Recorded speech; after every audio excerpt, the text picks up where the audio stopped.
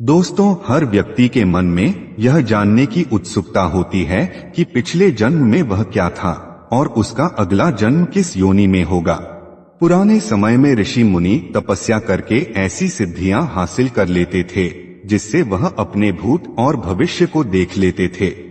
दोस्तों, ऐसा कर पाना हमारे और आपके लिए संभव तो नहीं है, लेकिन हिंदू धर्म शास्त्रों में ऐसे संकेत मिलते हैं जिससे आप अपने अगले जन्म के बारे में जान सकते हैं। दोस्तों, आज के इस वीडियो में हम यह जानने का प्रयास करेंगे कि गरुड़ पुराण में भगवान विष्णु ने पक्षीराज गरुड़ को ऐसे कौन कौन से कर्म बताए हैं जिन्हें यदि मनुष्य अपने इस जीवन में करता है तो उसका अगला जन्म मनुष्य योनि में ही होना निश्चित हो जाता है।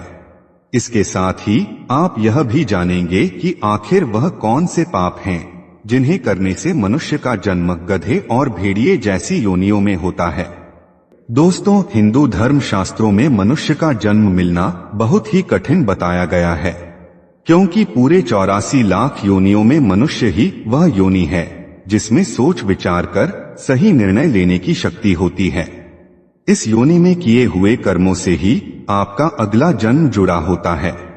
मनुष्य योनि में जो कर्म किए जाते हैं इन्हें भोगने के लिए ही मनुष्य का जन्म अन्य योनियों में होता है। दोस्तों, गरुड़ पुराण की बात करें तो इसमें मनुष्य के हर कर्म का लेखा जोखा दिया गया है, जो न केवल उसके पाप और पुण्य का निर्धारण करते हैं बल्कि मरने के बाद मिलने वाले कष्ट और अगले जन्म में मिलने वाली योनि के बारे में भी बताते हैं। गरुड़ पुराण में लिखा है कि अच्छे या बुरे सभी कर्मों के फल संसार में जन्म लेने वाले हर जीव को मिलना निश्चित है। मनुष्य का अधिकार केवल कर्म करना है, फल देना परमात्मा का कर्तव्य है। भगवान श्री कृष्ण ने भी गीता में यही बताया है। इतना ही नहीं, गरुड़ पुराण के अनुसार मनुष्य अगले जन्म में किस योनि में जन्म लेगा यह भी उसकी मृत्यु से पहले ही तय हो जाता है, और यह तय होता है मनुष्य के द्वारा उस जीवन में किए गए कर्मों के आधार पर। तो चलिए सबसे पहले ये जान लेते हैं कि किन कर्मों को करने से कौन सी योनि में जन्म मिलता है। दोस्तों, सबसे पहले आपको यह स्पष्ट कर दूं कि इस जन्म में मनुष्य योनि मिलने का अर्थ यह नहीं है कि आपका अगला जन्म भी मनुष्य योनि में ही होगा। गरुड़ पुराण के अनुसार जो अच्छे कर्म करते हैं केवल उन्हें ही मानव जीवन मिलता है। जो मनुष्य अच्छे कर्म नहीं करते उनका अगला जन्म उनके कर्मों के आधार पर 84 लाख योनियों में किसी भी योनि में मिलता है। अनेकों योनियों में भटकने के बाद अंत में फिर से उनका जन्म मानव शरीर के साथ होता है।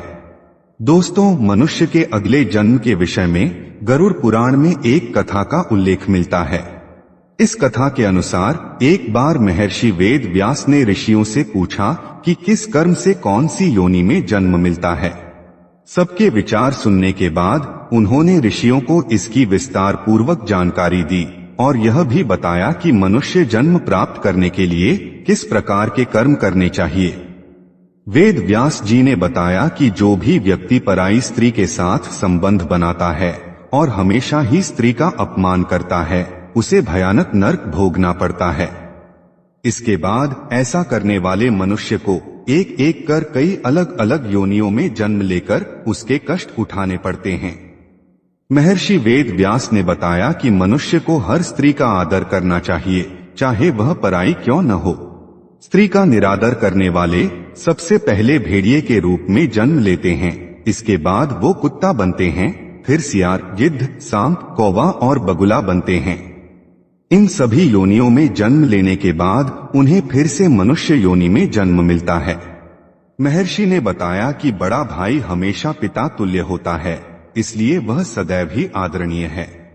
कभी भी किसी भी परिस्थिति में उसका अनादर नहीं करना चाहिए, अन्यथा कौंच नामक पक्षी के रूप में जन्म लेना पड़ता है। कौंच पक्षी का जीवन काल 10 वर्षों का होता है। अगर इस दौरान उस पर ईश्वर कृपा हो जाए तो वह अगले जन्म में पुनः मनुष्य में जन्म लेता है, अन्यथा उसे दूसरी योनियों में भी भटकना पड़ सकता है। महर्षि वेदव्यास ऋषियों को आगे बताते हैं कि चोरी करना हमेशा ही गलत है, फिर चाहे वो स्वर्ण की हो या फिर वस्त्र की। चोरी करना हमेशा ही पतित कर्म है। चोरी करने वाले मनुष्य को इसका परिणाम भी अपने जीवन काल में ही भुगतना पड़ता है। उन्होंने कहा कि अगर कोई व्यक्ति वस्त्रों की चोरी करता है तो वो अगले जन्म में तोता बनता है, और यदि व्यक्ति ने सुगंधित पदार्थ की चोरी की होती है तो वो अगले जन्म में छछूंदर के रूप में जन्म लेता है। इसलिए दोस्तों, किसी भी परिस्थिति में की गई चोरी को सही नहीं ठहराया जा सकता, और ऐसा करने वालों को इसके गंभीर परिणाम भुगतने ही पड़ते हैं। महर्षि आगे बताते हैं कि अगर कोई व्यक्ति किसी की हत्या या कोई दूसरा जघन्य अपराध करता है तो उसका अगला जन्म गधे की योनि में होता है। इस बीच एक ऋषि महर्षि से सवाल करते हैं कि मनुष्य योनि में जन्म लेने के लिए कौन से कर्म करने पड़ते हैं। इस पर वेद व्यास जी कहते हैं कि गरुड़ पुराण के अनुसार वैसे तो इस जीवन में किए गए कर्मों के आधार पर हजारों योनियों में जन्म लेने के बाद ही किसी को मनुष्य योनि में जन्म मिलता है, लेकिन अगर कोई मनुष्य अच्छे कर्म करे तो अगला जन्म भी उसे मनुष्य योनि में मिल सकता है। जो व्यक्ति समाज के हित के लिए कार्यशील रहता है, सदैव दूसरों की मदद करता है, पशु पक्षियों और अन्य जीवों पर दया करता है, जरूरतमंदों की सहायता करता है और बिना किसी स्वार्थ के संचित धन का उपयोग धार्मिक कार्यों के लिए करता है, ऐसे व्यक्ति का अगला जन्म भी मनुष्य योनि में होना तय है। दोस्तों, इसके अलावा गरुड़ पुराण में ये भी बताया गया है कि मनुष्य के अंतिम समय में मनुष्य की आसक्ति जिस चीज की ओर होती है उसका अगला जन्म भी उसी पर निर्भर करता है। यदि कोई व्यक्ति मृत्यु के अंतिम क्षण में किसी स्त्री को याद करते हुए प्राण त्याग देता है तो उसके अगले जन्म में उसका स्त्री बनना निश्चित है।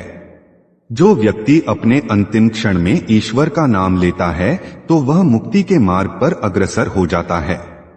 इसका अर्थ यह हुआ कि मृत्यु के अंतिम क्षण में जो विचार आते हैं व्यक्ति के अगले जन्म का आधार बनते हैं।